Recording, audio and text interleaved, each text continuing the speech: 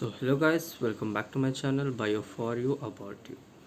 In this video we are going to start the fruit of the chapter Morphology of Flowering Plants.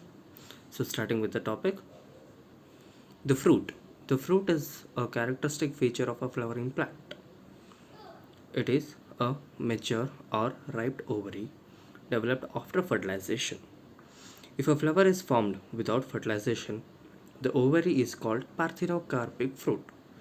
Okay, so here in this first para, okay, they're explaining about the fruit, how the fruit is formed, and if the fruit does not follow the common pathway, then what it is called. Okay, so the common pathway of forming a fruit is by fertilization. Okay, so after fertilization, okay, the ovary develops into the fruit, okay, and the ovules into the seed. So ovary develops into the fruit after fertilization, but but in some cases the fruits are formed without fertilization of the ovary. Such fruits are called as parthenocarpic fruits. Okay, is it clear? So the next paragraph, generally the fruit consists of a wall or pericarp. Okay, the fruit wall is called as pericarp. This is very much important. See, pericarp, epicarp, mesocarp, endocarp. Okay, and then there are some integuments, testa, tegma, helium, micropyle. These are the words which many of the students get confused. So if you want to avoid confusion, so whenever I say their meaning, please write down the word and then write along with it, write down its definition also. So like if you go for a brief word revision and all, you'll get the meaning very correctly and very easily. So pericarp is the fruit wall. Okay, then seeds. Okay, and seeds, the pericarp may be dry or fleshy. Okay, so pericarp may be dry or fleshy. When pericarp is thick and fleshy, it differentiated into two: outer epicarp and in middle mesocarp and the inner endocarp. Okay, see, when the pericarp is thick and fleshy, the thick and fleshy, okay, it is differentiated into outer epicarp and mesocarp and the inner endocarp. See, in this diagram I think it's very clear. The first diagram is about the mango and the second one is about the coconut. Okay, see, in mango they have shown you the epicarp or the exocarp. Okay, you can say it epicarp or can be said as exocarp also. In mango we have epicarp or exocarp, but in coconut they did not label that. Why? It's because the greener part. Okay, if you take the tender coconut, which like coconut water and all what we drink, the outer green part is epicarp or the exocarp. Okay, in coconut, but whereas in mango the outermost layer is epicarp. Okay, and then in mango the eatable part is the mesocarp, but whereas in coconut the eatable part is the endocarp. Okay, now coming to the next line, in mango and coconut the fruit is known as a drupe. Okay, so the fruit is called as drupe. They develop from monocarpellary superior ovaries and are one seeded. Are you getting it? They are monocarpellary, that means only one single carpel is there, and also it is superior ovary.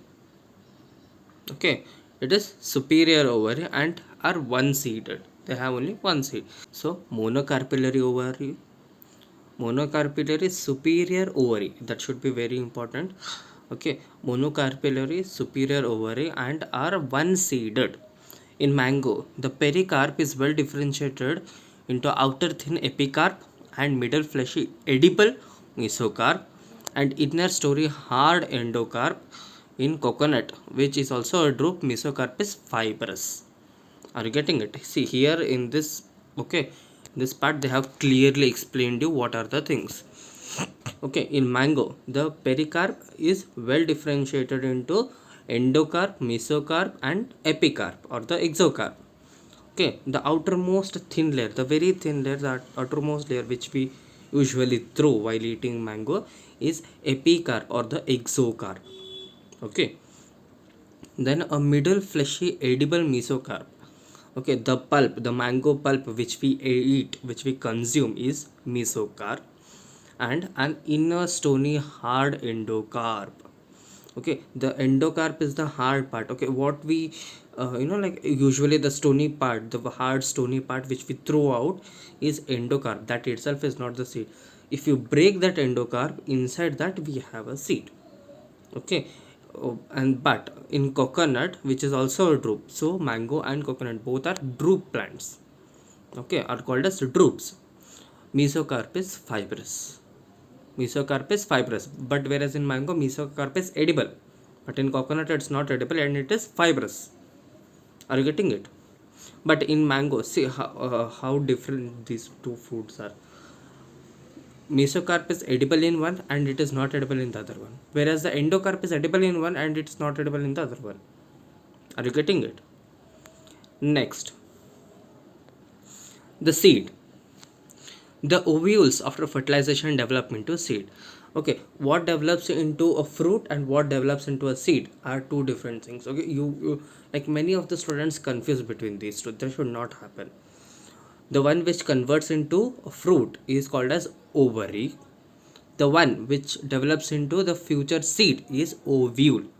Okay, the ovule after, okay, the ovule or the ovules after fertilization develop into a seed. A seed is made up of seed coat and an embryo. The embryo is made up of radicle and embryonal axis and one or two cotyledons. Okay, if it has one cotyledon, what is the case? If it has two cotyledons, what is the name? Okay, what are wheat and maize? They are monocotyledon. So mono means one and cotyledon. Okay, so mono means one and cotyledon. So it is single cotyledon. Okay, one cotyledon. So examples are wheat and maize. Okay. And then dicotyledon, or di means two. So it is two cotyledon or the dicotyledon seeds. So example is gram and the pea. See, if you take gram seed and pea seed, if you just try to break it out, you will easily break it into two equal halves. So the each half is called as cotyledon, one single cotyledon. So there are two halves, so there are two cotyledons. So these are called as dicotyledon. But if you take wheat, okay, like yeah, if you try hard, you can break it into two. But still, like if you take pea, like if you just press a bit hard, it will break off. But if you do the same thing with wheat, you can't get two equal halves. That's the difference. Okay, so wheat and maize are monocotyledon and gram and pea are dicotyledon seeds. So next, coming to the structure of dicotyledon seed, so we are going to see how the dicotyledon seeds are there, what is their structures, okay, what all parts are there in the seeds. So now coming to the structure of dicotyledon seed. The outermost covering of a seed is a seed coat. It's very easy and important point. The outermost covering is a seed coat. Okay, it's a seed coat. The seed coat has two layers: the outer testa and the inner tegmen. Okay, so the outer one is testa, and then in the inner one is tegma. So there are two layers, that is the testa and tegmen. The helium is a scar on the seed coat through which the developing seeds were attached to the fruit. That means presentation. Okay, we had learned types of presentation in the earlier class. If you are not perfect with types of presentation, please go to the previous video and learn it out. So the helium is a are on the seed coat through which the developing seed were attached to the fruit. So it's presentation. Then above the helium is a small pore called as micropyle. So above helium, okay, if you are seeing this, see over here they have very good diagram. See, there is a micropyle and also there is a helium above it, sorry, below it, isn't it? Because they have given there is micropyle above the helium. Above the helium there is a small pore called as micropyle. That means helium is below micropyle. So micropyle and then the helium. So what is the function of micropyle? Okay, it's like a pore, a small pore through which water is regulated. Okay, and also if you have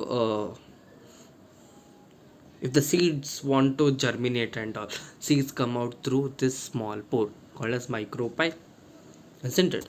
Within the seed coat is a embryo. So embryo is there within a seed coat consisting of an embryonal axis and two cotyledons. So what an embryo consists of? It consists of one embryonal axis. What is one embryonal axis? See, if you see over here, okay, okay, so I need to change again this pens. Okay, see, if you are seeing this thing, figure B, where they have split the cotyledons. There are two cotyledons, one plumule and radical. So this is MO. Okay, if you draw the line in between, to exactly in between them, that is the embryonal axis. Okay, are you getting it? Consisting of an embryonal axis. Do you know what? Okay, now I think you are getting what do you mean by embryonal axis. And there are two cotyledons. The cotyledons are often fleshy and full of reserve food materials. So cotyledons are full of reserve food materials. Okay. Then at the two ends of the embryonal axis are present the radical and the plumule. So see, as I had said, if you draw a line between them, okay, in the center of the seed, okay, that is called as embryonal axis. And then at the both the ends of the axis, okay, there are two very important parts. One is called as the plumule and other one is called as the radical. Then in some seeds such as castor, the endosperm formed as a result of double fertilization. So now coming to the double fertilization, what happens in double fertilization is that there is fertilization at two different centers. Okay, if you come to second year, there is a phenomenon in the chapter called as reproduction in flowers, double fertilization and triple fusion. So this is a very interested mechanism we learn in second year, but for now what we require is double fertilization. Okay, when there are two fertilizations at the same time in one ovule or ovary, it's better if you take it as to an ovule. Okay, if two fertilizations happen in an ovule at a time, it is called double fertilization. Okay, so I think you are very much familiar with what is double fertilization. We'll learn this in detail in the second year. Okay, so double fertilization, how the double fertilization formed by the how the endosperm is formed by the double fertilization. Now, what is the use of endosperm? It is storing of food storing tissue. Endosperm formed as a result of double fertilization is a food storing tissue. Okay, now it's very much clear. Then in plants such as bean, gram and pea, the endosperm is not present in mature seeds, and such seeds are called as non-endospermous. Okay, see, some seeds like the seeds of castor plant, okay, has endosperm, but the seeds of plants like bean, gram and pea do not have endosperm. So such seeds are called as non-endospermous seeds. Okay, are you getting it? And then yeah, what is plumule and radical? See, plumule and radical, as I had said in the earlier classes only, the plumule is the upcoming shoot system and radical is the upcoming root system. How can you remember this thing? How like some might get confused, though it's very easy, but still if you are confused, this is the easiest way to find out what turns into the shoot system and what turns into the root system. See, radical starts with R, and so does the root. R double O T, root.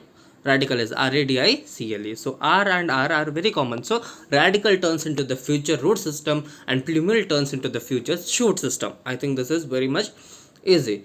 Okay, so starting with the structure of monocotyledon seed. Generally, monocotyledon seeds are endospermic, but some, as in orchids, are non-endospermic. Okay, so as you have seen what is endosperm and how it is formed, it is formed by double fertilization. Okay, so majority of the monocotyledon seeds are endospermic seeds, but some, okay, some are exceptions. Okay, what are the exceptions? The orchids are exceptions, those are non-endospermic. In seeds of cereals such as maize, and the seed coat is membranous and generally fused with the fruit wall. Okay, so in cereals such as maize, okay, they are taking maize. The seed coat is membranous. The seed coat is membranous and generally fused with the fruit wall. I think this statement is crystal clear. Okay, so the fruit wall, the seed coat is fused with the fruit wall, and also it is membranous. Then the endosperm is bulky and stores food. See, as here also in dichondrocyte they had mentioned very clearly. Where is it? Um yeah, formed as a result of double fertilization, is storing food tissue. So here also they are saying the same thing. It's very bulk and it stores food. The outer covering of the endosperm separates the embryo by a proteinaceous layer called as alveolar layer. So what is this alveolar layer? Okay, so it separates, okay, the outer covering of endosperm separates the embryo. So endosperm and embryo. Okay, so here, see, this is the endosperm. Let me tick over here. So this is the endosperm and this is the, sorry, this is the endosperm and this is the embryo. Okay, are you getting it? See, here they are saying it very clearly. This is the endosperm and this is the embryo. Okay, so what separates them is the alveolar layer. So this is the alveolar layer. As you are seeing this is the alveolar layer or the alveolar coat, which separates both the endosperm and the embryo from each other in monocotyledon seeds. Okay, I think this is very much clear. What is the function of alveolar layer? It separates both the embryo and the endosperm in monocotyledon seed. This alveolar layer is only seen in monocotyledon seed, not in dicot seed. Okay, the embryo is small and situated in the groove at one end of the endosperm.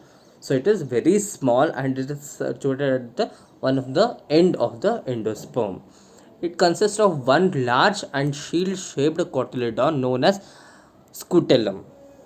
Okay, so scutellum is there, a short axis with a plumule and a radicle. Okay, the plumule and the radicle are enclosed in a sheet which are called as coleoptile and coleorhiza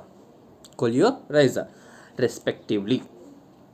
Okay, see, I think this is clear. If this is not clear, so let us see it in the diagram. Okay, see, there is a scutellum. So what they had said, it consists of one large and shield shaped cotyledon known as scutellum. So scutellum is the shield shaped. Okay, so then coming to coleoptile, coleopresa, plumule and radicle. So radicle is our, so root. So it, see, root should be always at the downer side. So this is the root. Okay, then comes the plumule, which comes into the shoot system. So this is plumule. Then comes the coleopresa and coleoptile.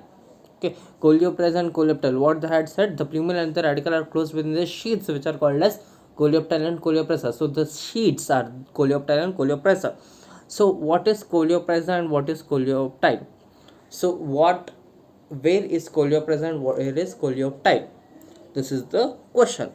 So coleorhiza, see, coleo and is separate and rhiza is separate. So rhiza starts with R again, so it comes for root as a radical. So coleopresa is in the downer section. Okay, is a sheath for radical. And then comes the coleoptile.